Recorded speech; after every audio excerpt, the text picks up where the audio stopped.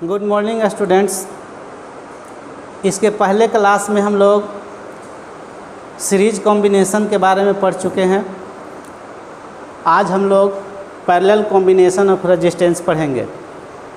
इसमें हम लोग सबसे पहले इसका डिफिनेशन देखेंगे कि पैरेलल कॉम्बिनेशन ऑफ रेजिस्टेंस किसे कहा जाता है। तो यहाँ पर हम लोग देखेंगे कि व्हेन टू और more resistance R connected between two common points such that the same potential difference applied across both points, then its combination is called parallel combination। इसका मतलब हुआ कि जब दो या दो से अधिक रेजिस्टेंस को हम लोग इस प्रकार से जोड़ें कि सभी रेजिस्टेंसों का फर्स्ट एंड किसी एक कॉमन पॉइंट से जुड़ा हो तथा इसका दूसरा एंड्स किसी दूसरे कॉमन पॉइंट से इस प्रकार जुड़ा हो कि जब इसे सर्किट से जोड़ें तो सभी रेजिस्टेंसों पर समान पोटेंशियल डिफरेंस अप्लाइड हो। तो इस तरह से जब हम लोग रेजिस्टेंस को जोड़ते हैं तब हम लोग इसे पैरेलल कॉम्बिनेशन ऑफ रेजिस्टेंस कहते हैं। जैसा कि यहाँ फिगर में दिखाया गया है कि हम लोग तीन रेजिस्टेंस R1, R2 और R3 इस प्रकार से जोड़े हैं कि इसका फर्स्ट एंड सब कॉमन पॉइंट ए से कनेक्ट है तथा इसका दूसरा एंड्स एक कॉमन पॉइंट बी से कनेक्ट है। अब जब इसे हम लोग सेल के साथ इसको जोड़ते हैं तो इसके दो पॉइंट ए और बी पर सेम पोटेंशियल डिफरेंस भी अप्लाइड होता है। इस स्थिति में सब रेजिस्टेंसों के लिए पोटेंशियल डिफरेंस का वैल्यू बिल्कुल समान होता है, किंतु जब करंट इससे फ्लो करता है तो ए पॉइंट पर आने के बाद यह करंट तीन अलग अलग पार्ट में डिवाइड हो जाता है। यहाँ फिगर में दिखाया गया है कि R1 रेजिस्टेंस से I1 करंट, R2 रेजिस्टेंस से I2 करंट तथा R3 रेजिस्टेंस से I3 करंट फ्लो करता है। लेकिन जब यह करंट बी पॉइंट पर आता है तब ये मिलकर और फिर से I करंट का निर्माण करता है। जैसे हम लोग यहाँ पर देखिए लिखे हैं कि let's three resistance of register R1, R2 and R3। ये यहाँ पर भी जो है पोटेंशियल डिफरेंस है।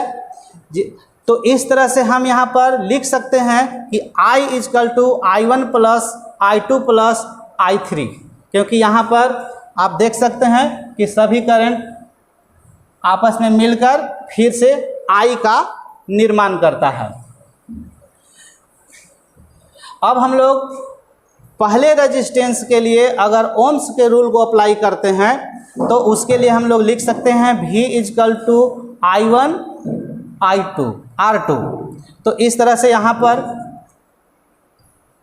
पर हम लिख सकते हैं I1 is equal to V by R1।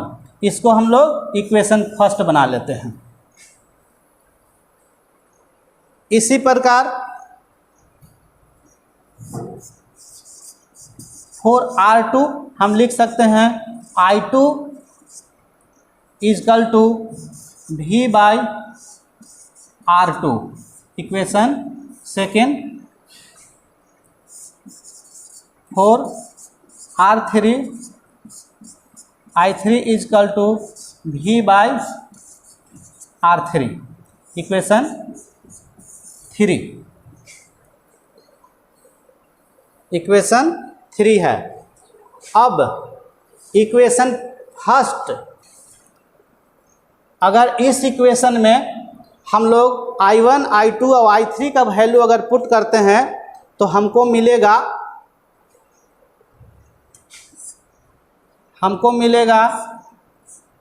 I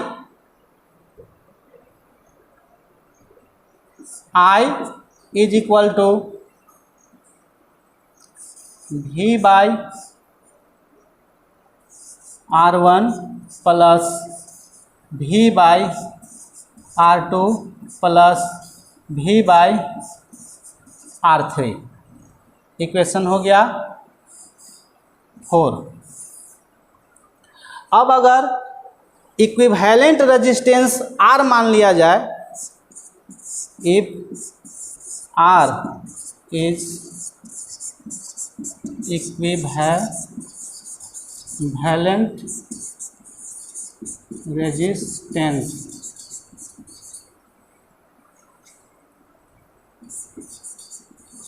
then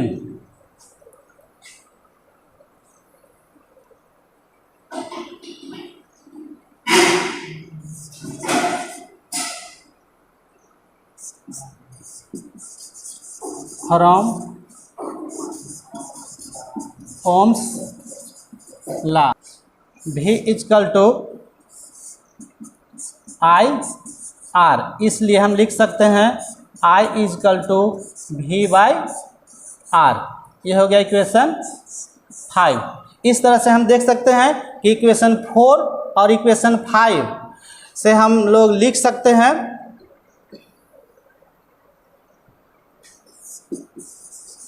from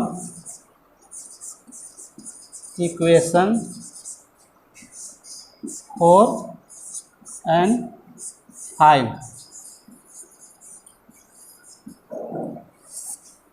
V by R is equal to V बटा R1 प्लस V बटा R2 बाई V बटा R3।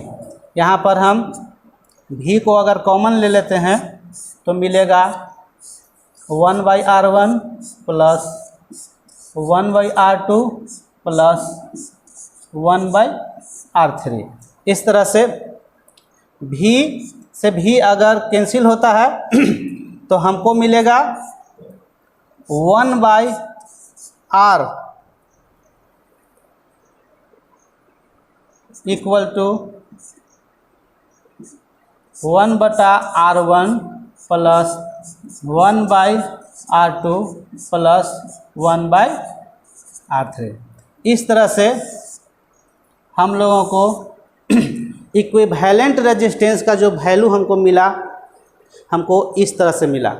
इस तरह से जब हम लोग सभी रेजिस्टेंसों को जब पैरेलल कंडीशन में जोड़ते हैं तो इक्विवेलेंट रेजिस्टेंस जो होता है वह सभी रेजिस्टेंस के वैल्यू से हमें कम प्राप्त होता है।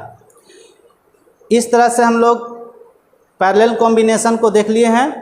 नेक्स्ट क्लास में हम लोग इसका एप्लीकेशन देखेंगे। Thank you.